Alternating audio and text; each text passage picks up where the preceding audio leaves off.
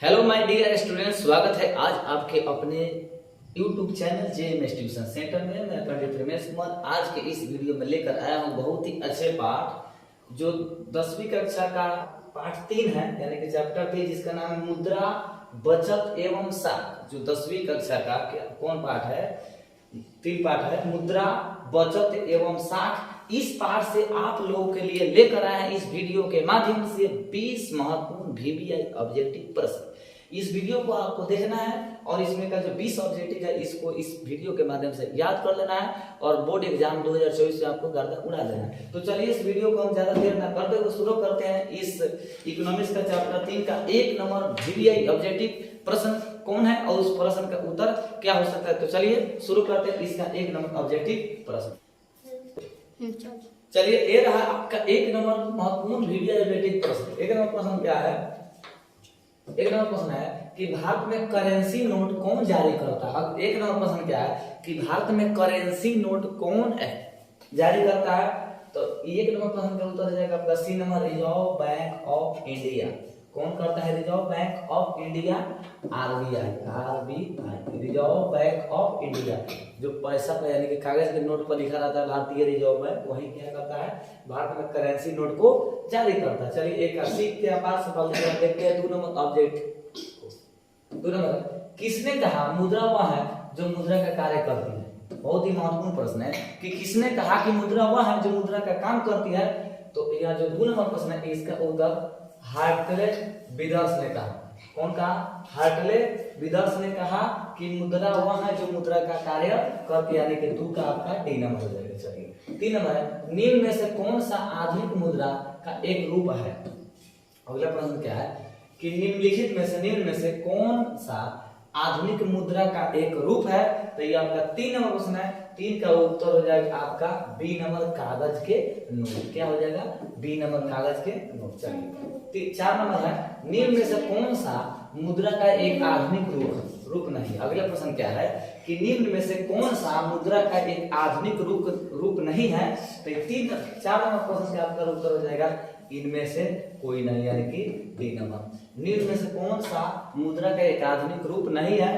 तो 4 का उत्तर हो जाएगा आपका डी नंबर, इनमें से कोई नहीं। चलिए 5 नंबर है, आय तथा उपभोग का अंतर क्या कहलाता है? महत्वपूर्ण प्रश्न वीवीआई है। क्या है? वीवीआई है बोर्ड एग्जाम के लिए कि आय तथा उपभोग का अंतर क्या कहलाता है? तो आय एवं उपभोग का अंतर बचत कहलाता है। क्या कहलाता है?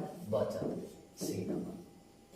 6 नंबर है, साख का अर्थ क्या है? अगले प्रश्न क्या है कि साख का अर्थ क्या होता है? तो साख का अर्थ होता है विश्वास या भरोसा।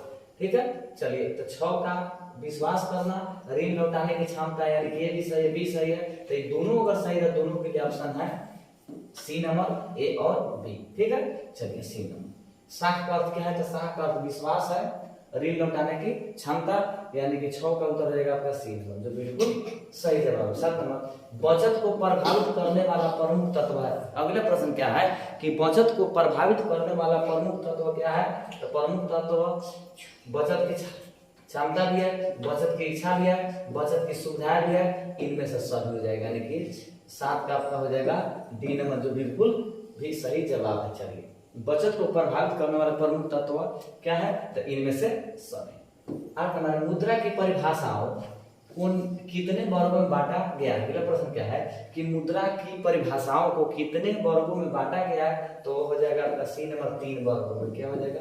सी नंबर 3 वर्गों। 9 नंबर, आधुनिक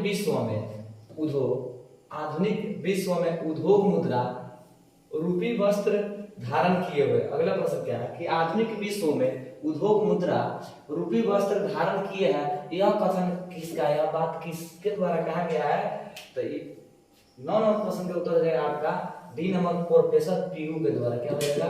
डी नंबर, प्रोफेसर पीयू के द्वारा कहा हुआ बात है। चलिए 10 नंबर है, यदि मुद्रा हमारी अर्थव्यवस्था का हृदय नहीं तो रक्त प्रवाह अवश्य है। यदि मुद्रा हमारी अर्थव्यवस्था का हृदय नहीं है तो रक्त प्रवाह यानी खून अवश्य है। यह कथन किनका है? तो यह जो कथन है ट्रेस कोड का है। किसका है? ट्रेस कोड का, यानी कि 10 का आपका हो जाएगा डी नंबर। चाहिए विनिमय का सर्वोत्तम माध्यम क्या है? अगला प्रश्न क्या है कि विनिमय का सर्वोत्तम यानी कि सबसे अच्छा माध्यम क्या है? तो सबसे अच्छा माध्यम है खरीद बिक्री करने का विनिमय। ठीक है, चलिए 12 नंबर, मुद्रा हमारी अर्थव्यवस्था की है। अगला प्रश्न क्या है कि मुद्रा हमारी अर्थव्यवस्था की क्या है? तो ये जो आपका प्रश्न 12 नंबर इसका हो जाएगा सी नंबर धुरी। क्या हो जाएगा? सी नंबर धुरी, सॉरी क्या हो जाएगा? सी नंबर, ये नहीं होगा धुरी। ठीक है, क्या हो जाएगा आपका? सी नंबर धुरी, सी धुरी। मुद्रा हमारी अर्थव्यवस्था की है, तो मुद्रा हमारे अर्थव्यवस्था का धुरी है। धुरा साइकिल के साथ कोई भी गाड़ी का धुरा होता है जिसमें दोनों चक्का दो पहिया लगा होता है, वही मुद्रा हमारी अर्थव्यवस्था की क्या है? धुरी।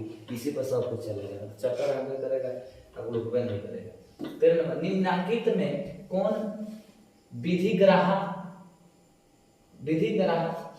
मुद्रा? अगला प्रश्न क्या है कि निम्नांकित में कौन विधि ग्राह्य मुद्रा है?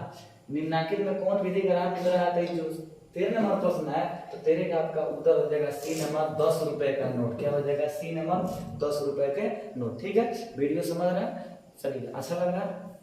अच्छा लगे तो लाइक जरूर करना। हमारे देश में किस मुद्रा को वैधानिक मान्यता प्राप्त है? अगला प्रश्न क्या है कि हमारे देश में कौन ऐसा मुद्रा है जिसको क्या है तो वैधानिक मान्यता प्राप्त है? तो हो जाएगा सी नंबर पत्र मुद्रा। क्या है? सी नंबर पत्र मुद्रा। चलिए, अगला आपका प्रश्न क्या है? अगला 15 नंबर प्रश्न है कि बचत एस बराबर क्या होता है? तो बचत ए बराबर होता है, यहाँ गलती हो गया, वाई आई माइनस सी, यानी कि आपका बी नंबर बचत बराबर क्या होगा? तो बचत बराबर आई माइनस उपभोग, यानी कि एस बराबर आई माइनस सी। ठीक है, चलिए 15 नंबर हो गया। इसके बाद 16 नंबर, विनिमय के कितने रूप है? अगला प्रश्न क्या है 16 नंबर कि विनिमय के कितने रूप है? तो हम आपको बताते हैं कि विनिमय के कितना रूप है? 2, यानी कि 16 के बी।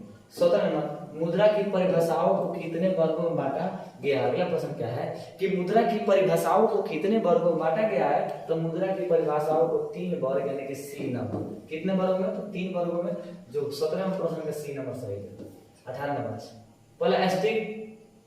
प्लास्टिक मुद्रा के चलते विनिमय के कार्य हो गया है। अगला प्रश्न क्या है कि प्लास्टिक मुद्रा के चलते विनिमय के कार्य हो गया है। तो ये 18 नंबर प्रश्न क्या है? 18 नंबर का उत्तर है आपका बी नंबर सरल। क्या हो जाएगा? सरल, यानी कि आसान हो गया। प्लास्टिक मुद्रा के चलते विनिमय के कार्य क्या हो गया? तो वहाँ सरल हो गया, यानी कि आसान हो गया।